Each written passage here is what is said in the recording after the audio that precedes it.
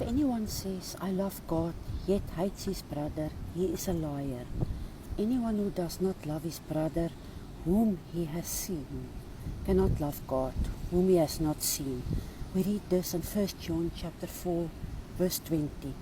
Singing, oh, how I love Jesus, and I love you, Lord, and I lift my voice to worship you sounds great. However, Jesus responds to us singing these words by asking us a simple and clear question.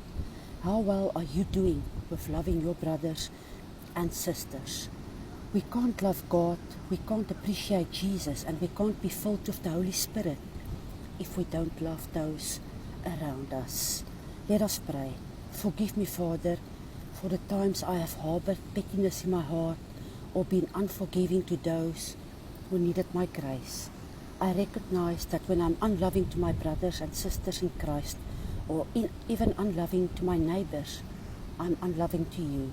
Please bless me as I work to reconcile some recent unresolved Christian relationships, remove long-held bitterness, and offer genuine love towards those who have wounded me. Help these mended friendships bring glory to you and vitality to your church. In Jesus' name I pray. Amen and amen.